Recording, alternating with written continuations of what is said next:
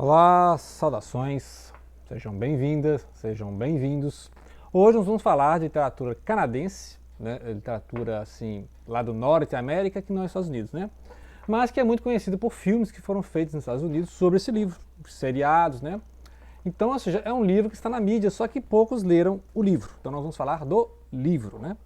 Que é o Conto da Aia. O Conto da Aia é uma distopia assim, teocrática, né? Uma distopia teocrática. É um assunto complicado, né? Porque nós vamos falar de religião, sendo que o assunto não é exatamente religião, porque religião é a base, né? Por exemplo, eu vou falar sobre o Talibã lá no Afeganistão, né? Então eu vou estar falando de questão de política, né? De sociedade, vou estar falando de terrorismo e vou estar falando de religião, né? Então, para ter o cuidado de não confundir o Talibã, né, a Al-Qaeda com o islamismo, né, ou seja, que é uma base semelhante, né, estão no mesmo contexto, mas há diferença. Então, aqui, para não, né, queimar a imagem do cristianismo, né, o evangelismo, então vamos imaginar uma distopia em que há um excesso, um extremo, até grotesco do cristianismo, né, ou seja, em nome do cristianismo se criou um governo totalitário, né? Então imagina um governo, assim, em vez de ser um governo soviético, né, comunista, é um governo cristão, né? Cristão, tudo é cristão, tem Deus em tudo, cristão em tudo, Jesus em tudo. Só que é um mundo assim que as mulheres, né, são totalmente escravizadas, até sexualmente falando, para um regime patriarcal. Então as mulheres não têm direito, né? Até as mulheres da classe dominante não têm direito, e apenas os homens, né, os comandantes ou os empregados desses comandantes, os chofés, né, os motoristas, que têm um certo grau de posse, de poder, né? Inclusive alguns homens têm direito às mulheres e outros não têm direito às mulheres, né? Os bens de consumo são... Assim, é uma distopia meio 1984, porque tem até a questão da guerra, da peste, da questão de infertilidade feminina, né, das mulheres gerarem filhos. Assim, tem toda a questão da distopia, que é, seja, o mundo tudo deu errado, após um sistema de crise, né, tanto ambiental quanto político nos Estados Unidos, teve a guerra civil e tal, e aí o grupo que sobrou politicamente organizado eram os cristãos, né, os fundamentalistas cristãos, que são muito fortes lá nos Estados Unidos, né?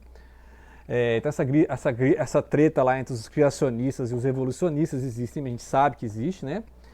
Eu pessoalmente acho isso aí, né? Pessoalmente eu acho perder tempo, porque há coisas no evolucionismo interessantes, coisas no criacionismo que eu concordo, né? Assim, por questão de fé mesmo.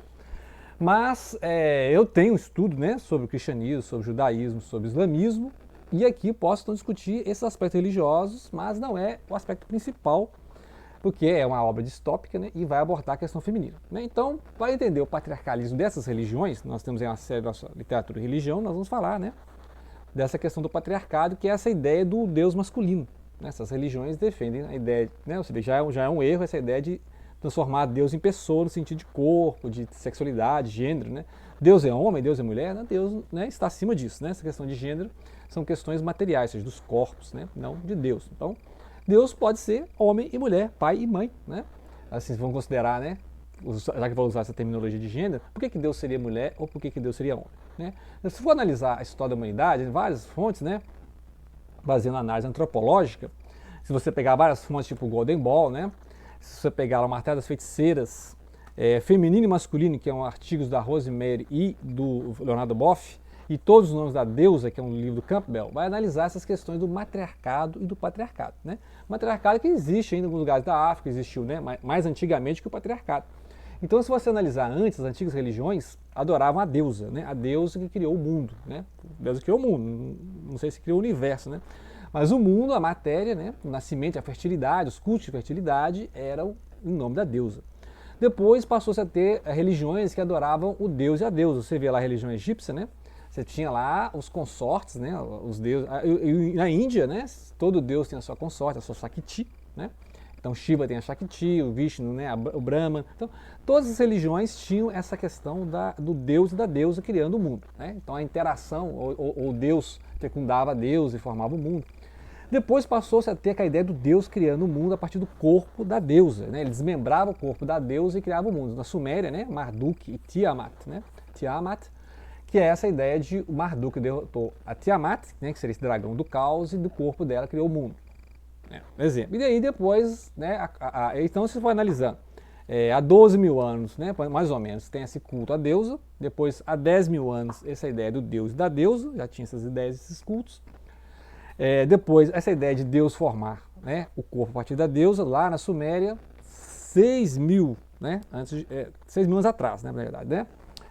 A ideia, vamos pensar de novo, 12.000 anos atrás, então seria 10.000 anos antes de Cristo, né?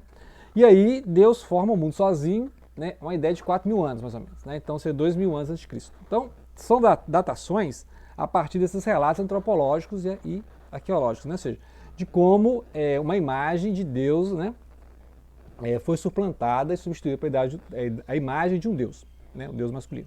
E a imagem da mulher também foi mudando, né? A idade da mulher foi mudando ao longo do tempo. E aí você tinha a ideia da mulher deusa, né, a Eva, e depois a ideia da mulher Lilith, né, a ideia da mulher Lilith, ao lado malévolo, né, a ideia de sombra feminina, né, a sombra que tenta os homens, né, aqueles demônios femininos. E a ideia também que você tinha na gnose da mulher enquanto Sofia, né, o Espírito Santo enquanto Sofia, o Espírito Santo enquanto a respiração divina, que seria uma imagem feminina de Deus. Então, ou seja, são todas essas imagens de masculino e feminino que aparecem, né? E aqui no cristianismo, nesse cristianismo aqui, assim como tem no islamismo lá do Talibã, a imagem de Deus é totalmente afastada do feminino. O ser feminino é totalmente afastado do ser masculino, né? Então há uma separação, aí um é bom e o outro é mau, né? Então a parte feminina é entendida como malévola. Então é essa imagem patriarcal que tem no livro. A mulher não tem direitos, a mulher não tem trabalho, a mulher serve ao homem. E aqui tem vários segmentos na sociedade, tem várias castas, né? Então tem as mulheres que só podem trabalhar, mulheres que fazem trabalho forçado, mulheres que são prisioneiras, mulheres que aí no caso da Aya, né? Que é a Fred, né? Do Fred, né? Que é o comandante aqui. Ela vai narrar a história porque ela é uma Aya, ou seja, ela está numa casta para procriar, porque os seres humanos estão no período de fertilidade, a voz está falhando, né? Num período de fertilidade, e aí algumas mulheres ainda têm fertilidade. Então essas mulheres são levadas a rituais em que elas são possuídas por esses comandantes, podemos dizer assim, né? Um sexo ritual lá, com presença, inclusive, das esposas desses comandantes, e elas têm que reproduzir espécies. E os filhos são dados aos comandantes, às mulheres comandantes, né? Elas não têm direito nem aos filhos, né? Então elas são barrigas de aluguel. Então ela vai narrar a história, e como a gente tem ela como protagonista e narradora, a gente não conhece tudo, né? Não conhecemos tudo. O nome dela, por exemplo, não aparece o nome, né? Esse Alfred é do Fred, né? Né? Né? A posse, né? Do Fred, que é o comandante. A gente não sabe se o nome dele é Fred mesmo, se é um nome, né, de guerra, podemos dizer assim. E na série, né? Na série que tem o nome de Jane, né? Acho que é Jane o nome dela. Mas a série é um pouco diferente, o livro é um pouco diferente. Mas no igual é que nós temos um olhar do mundo distópico, totalitário, a partir dela, né? Então a gente só pode confiar nela, no que ela está falando. E ela não sabe tudo, a gente vai conhecendo o mundo a partir do olhar dela, né? Então você já vai descrever, né, as castas, né, as martas, que são as serviçais, são mulheres estéreis, né? E as mulheres que ainda têm a menstruação, que ainda são propícias à procriação, podem engravidar, elas são segregadas e são indicadas a cada família de comandante para reproduzir espécies, né? Então elas são outro tipo, elas não trabalham, elas não fazem serviço forçado, elas estão lá só para engravidar, né? Então assim, é uma coisa... É uma sociedade completamente grotesca, né? Assim, é trágico e grotesco, e aí a base toda é o cristianismo. Tudo é cristianizado, tudo é ritual, cheio de rituais, todos aqueles rituais lá, podemos dizer assim, do comunismo, né? Os minutos de ódio lá do George Orwell, né? Em 1984. Aqui são momentos de bênção, de oração, então é assim, beira ao grotesco, né?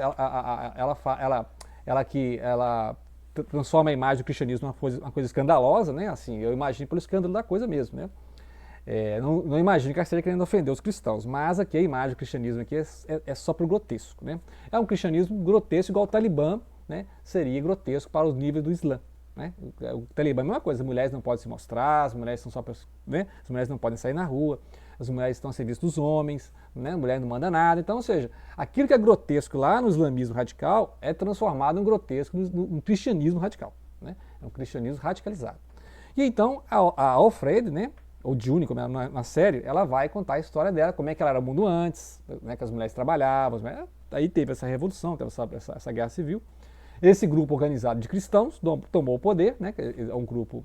É o único grupo organizado que tinha esses fundamentalistas, e aí nós vamos mandar, a mulher não manda nada, só o homem que manda. Só que ela tem sorte que ela tem ali uma amizade com a mulher do chefe, né? Que é a Joy, né? Serena Joy, que também acha tudo absurdo, mas só que ela é cristã, né? e parece que ela era televangelista, assim, ela falava na televisão, né, que os cultos evangélicos na TV e tal. Mas ela percebe que ela mesmo saiu perdendo, porque ela é mulher, né? Então ela não pode mais ser intelectual, ela não pode mais fazer nada sem seguir o marido, não só pode ficar tricotando, né? Então, ela que é uma intelectual, você vê que ela é um intelectual, né? Ela é intelectual, mas aí ela percebeu que deu um tiro no pé, porque ela apoiou esse movimento aí cristão radical, né? E ela mesmo não pode mais publicar livro, não pode falar mais nada, ela agora é mulher do chefe, né? Então as mulheres, até a mulher do chefe saiu perdendo, né?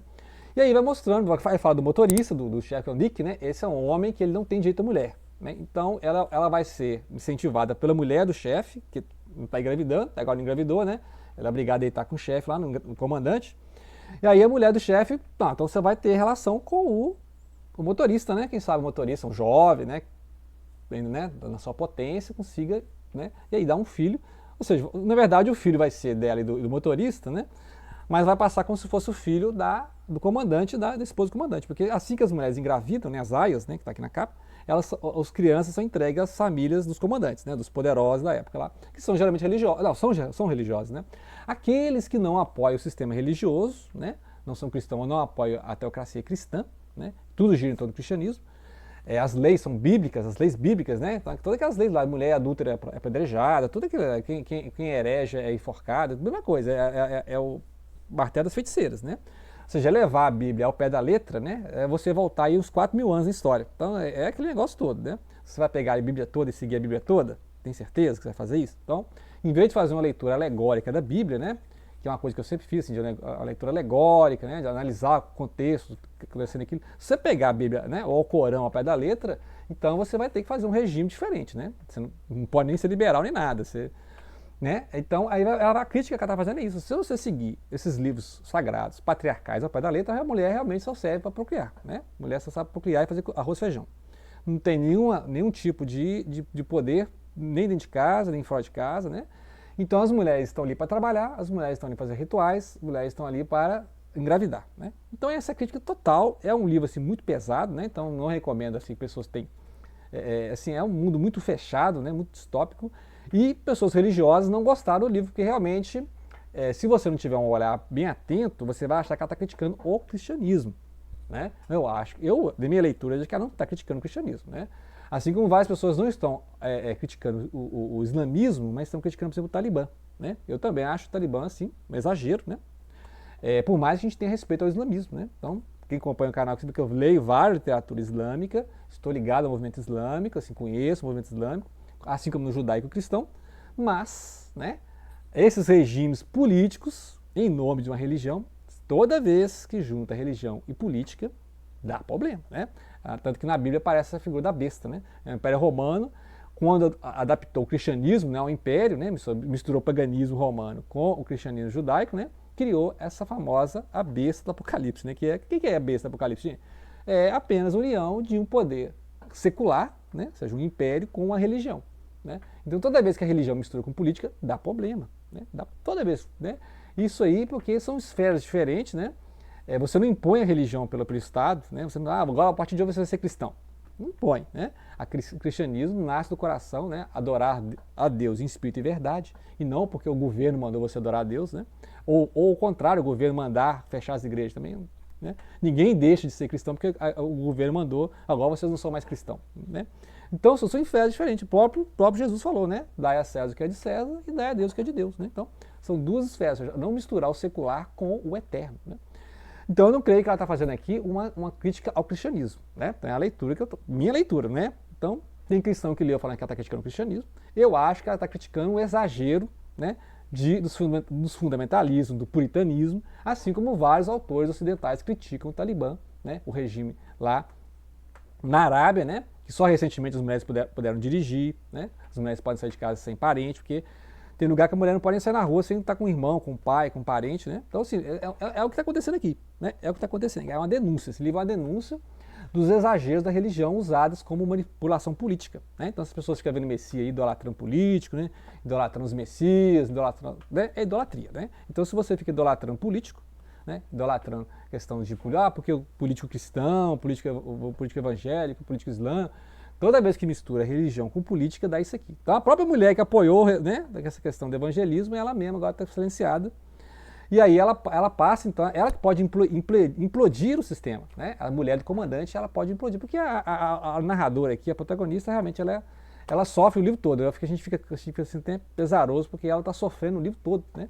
E ela procura encontrar a família dela que ela perdeu, né? Porque ela teve outra vida, né? Ela tinha outro nome. É isso aí, né? Então é um livro complicado, mas é isso aí. É a condição feminina e tem livro mais pesaroso, né? Tem livro mais pesaroso aí das distopias e da condição feminina que a gente vai ler esse ano, ok? Então fiquei a dica, né, do conto da Aya, da Margaret Atwood, né? E não deixem de compartilhar.